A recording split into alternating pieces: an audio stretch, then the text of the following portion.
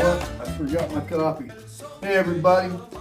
So I basically, aside from getting shot in the head with a 40mm incendiary projectile, pepper spray projectile recently, I don't feel bad at all about it because there was a little girl that was just shot in the head with one of those, and a lot of you guys out there might be like, well, why did that little girl's parents bring that little girl to a constitutionally protected right to express their First Amendment and teach them a lesson in social studies?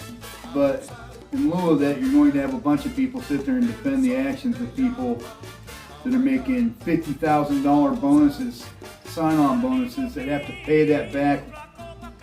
Could really go down a rabbit hole with that. Give me a sec. Let me go grab my coffee. Well,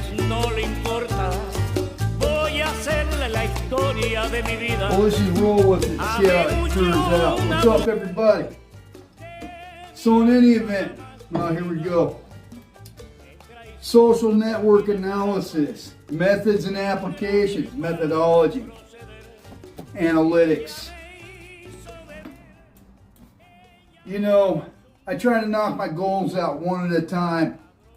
That way I make sure they get done, because otherwise, if you get too distracted, nothing gets done. So, you know, I take the time to start writing out a script to get everything knocked out. And no sooner than I do that, just like I was just mentioning, the little girl gets shot in the head because her parents decide to give her a lesson in civics and teaching her to involve herself in the affairs of her country. And you have people justifying the shooting of that little girl. You know, I'm not going to tell anybody what to think. I came up with this whole script, the whole thing, you know. Here, let me give you a little dabble of it. Hello, I'm Dave Frank. I've been publicly verified, including through documented government service records. And I've appeared on multiple major podcasts: Glenn Beck, Hector Bravo, Johnny Mitchell, Camp Gannon, Ian Bick, Ed Calderon, and most recently Julian Dory, amongst others, right? I began this channel to provide accurate, verifiable information on organized crime in Mexico. I have personally faced cartel-controlled environments, right? Which demonstrates my willingness to confront dangerous situations directly. In this environment, verification is not optional. It is a professional, ethical responsibility. You know, let me just stick to my little thing, because there's so much. Right now, there's several things going on with the Epstein files. Regarding the Epstein files, people on both sides of the aisle and across the pond hugging up on little children, and people are so distracted here at home. You have ICE agents being given a 50, I hate even using the term ICE agents, that signifies or denotes a certain level of competency in terms of training and whatnot. And with 47 days training, you're not there, dude.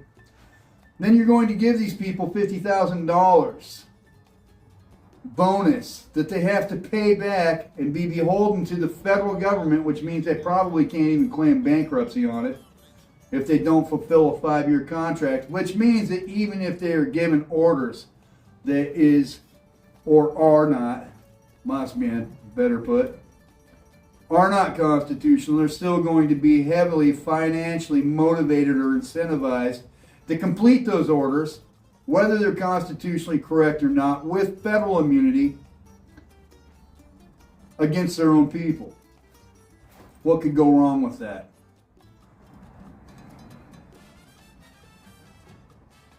You know, one of the things that you deal with in training is that you learn, and I'm jumping off script here, one of the things that you learn in training is that you learn that nothing is over until it's over.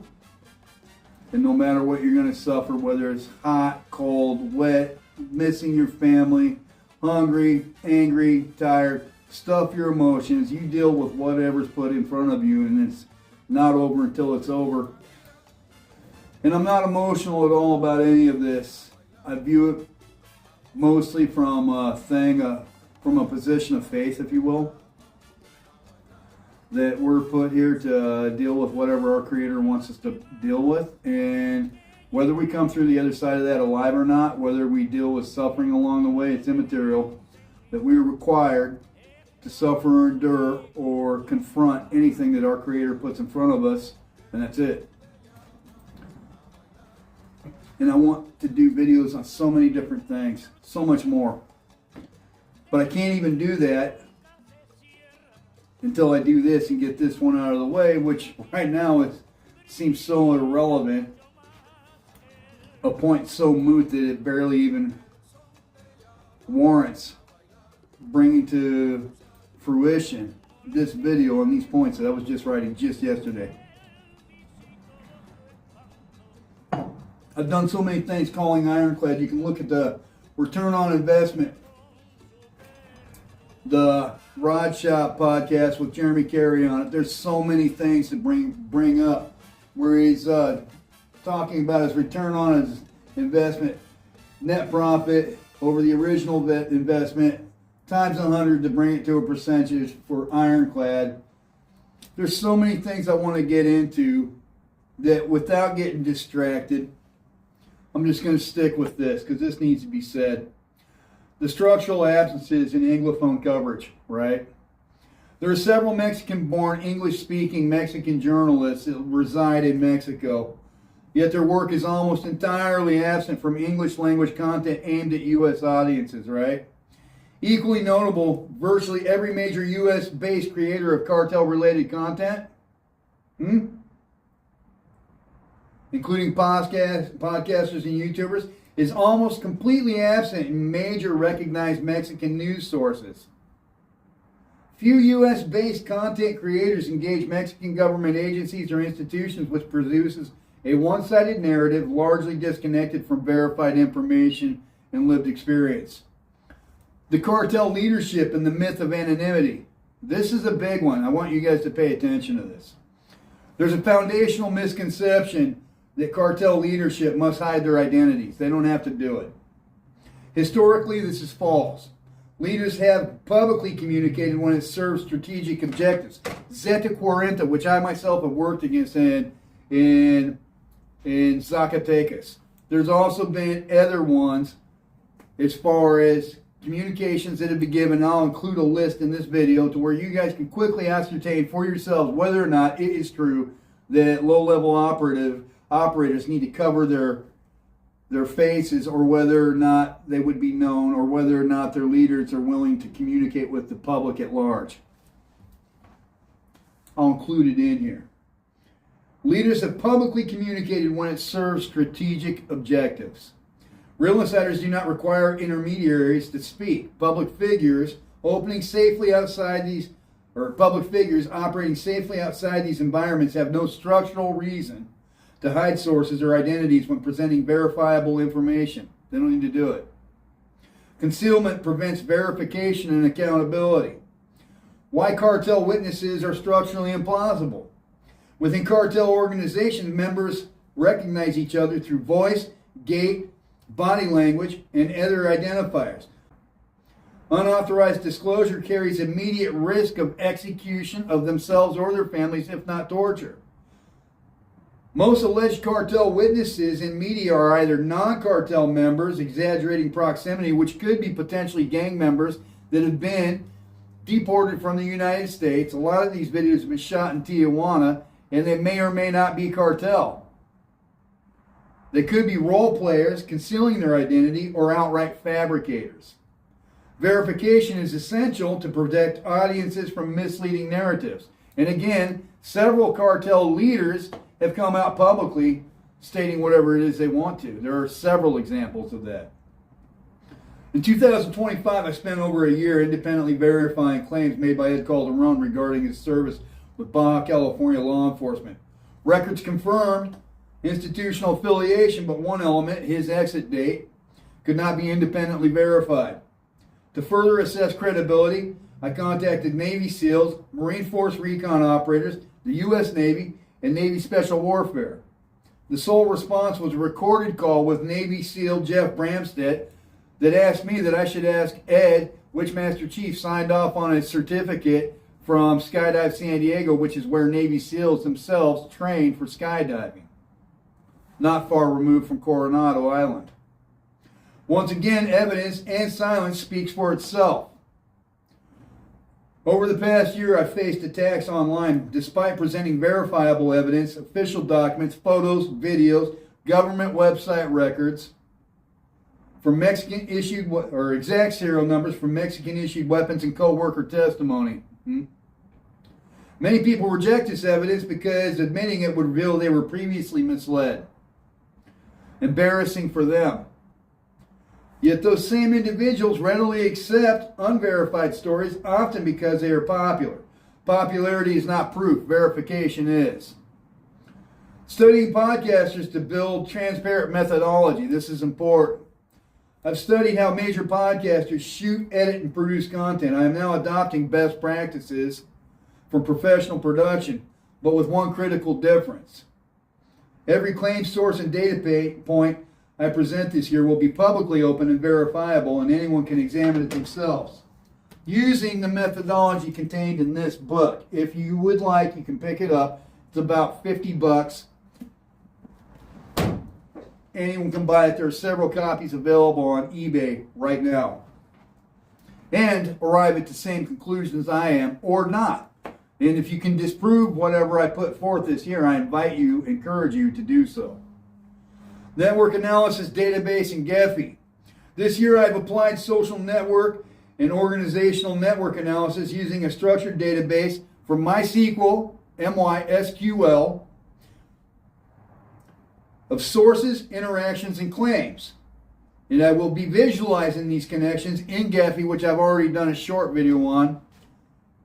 Mapping associations, influence, direction, the flow of narratives across Cartel commentary ecosystem between nodes and edges. Nodes being the specific individual or group, and the edges denoting relationships and direction of flow of information or orders. Okay?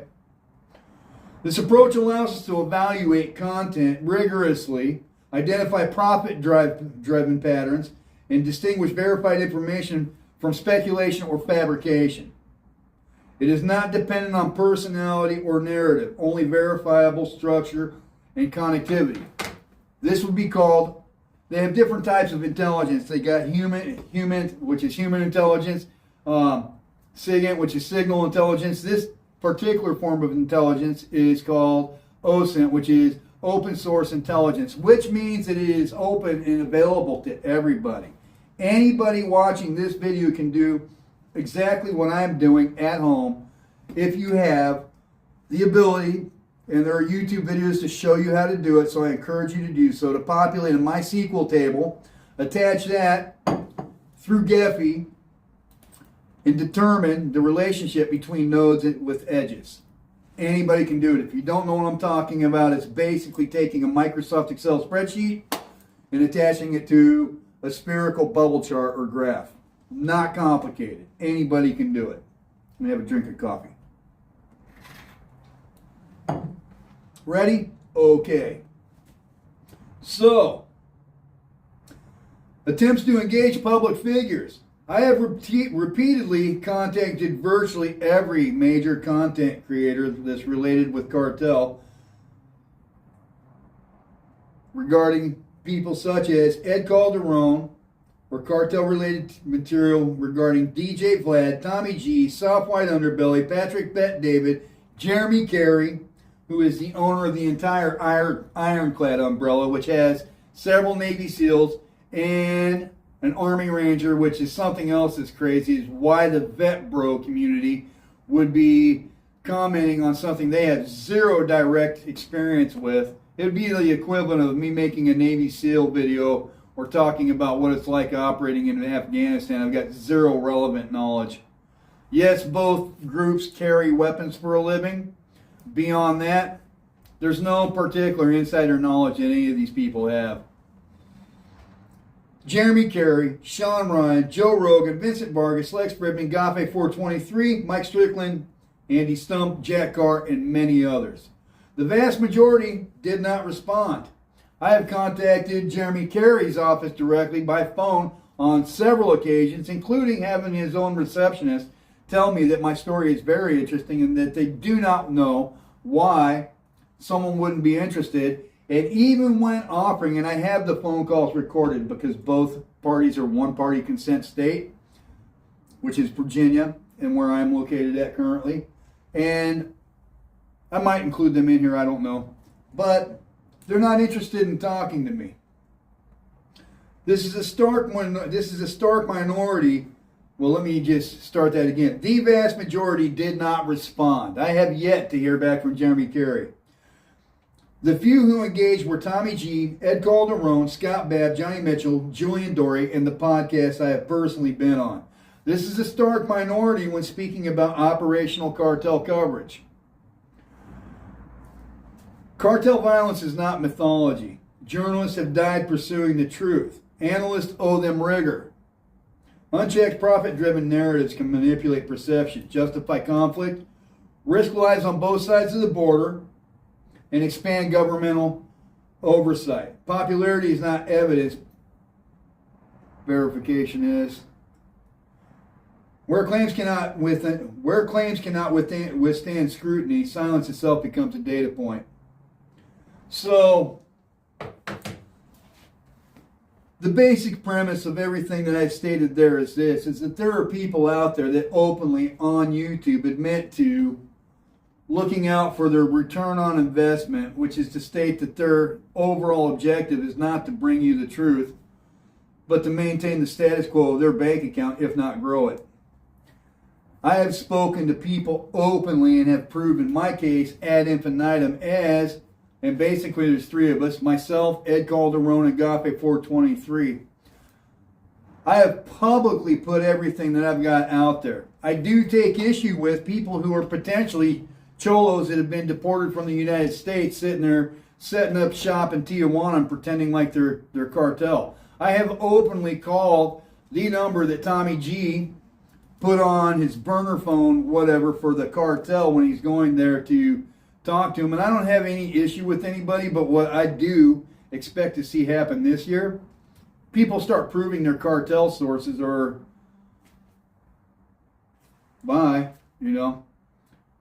There's so many instances of the cartel leaders out there saying and doing whatever they want that they don't need some foreign-born journalist who I might even like on a personal level. I don't have anything against anybody on a personal level, really. We're all human beings. However, you should verify what you're putting out there. I have. I've verified everything. I've got so many photos and numbers. It's right there on the top of my YouTube channel. And if I were to put that out there and those not be true, that would be a felony in Mexico, right off the top. I've also put my face out there and I'm sitting here speaking openly about cartel-related content. So I'm not hiding myself. I've also posted a video where I propose terms to verify and validate different types of information, where it came from, the source, because people should be speaking openly about a subject that affects us all. And people such as Jeremy Carey himself, when he does have access to an insider, it could be any insider, not just me. The fact that it is me is immaterial. But the fact that they do have English-speaking people to open a light or a portal into a world where it's a foreign language in a foreign country with foreign operators, the fact that they just look over that completely is very telling. There's a lot of stuff that's going on in this world.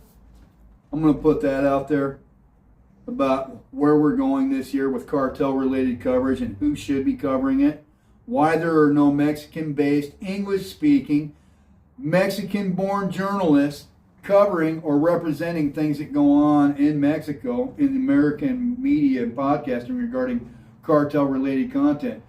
Also, I have reached out to people such as Yon Grillo because a lot of times these American podcasts will like to do stuff like implement or put in a journalist, and Yon Grillo is a legit journalist, but he's British. He is not a born Mexican, and again, they have no natural vinculation to any Mexican news agencies that's established or corroborated. Young Grillo has been linked to New York Times and other things, but as far as internal Mexican journalists that are famous on a Mexican level, and a lot of people do know who Young Grillo is, there are no born Mexican journalists here in the United States that are famous on cartel-related content. Everything else is some American or foreigner in Mexico presenting it to Americans as though they have some type of insider knowledge, and I am challenging that openly. If I am wrong, I will issue a public apology immediately the moment that I verify whatever data point it is that I'm challenging is incorrect, and that there's another way to openly verify it. Otherwise, I'm stating that nothing should be believed until we openly verify it on both sides of the border, okay? Or even in Canada, because people have been including that recently too. So that's enough out of me for the day. I've got stuff to do. The delivery of this video, I'm working on my presentation. Got some gear on the way. Cheers, man. Kill 'em all, the motherfucking menace entertainer. So rum pickers running for a half sip pop and blow your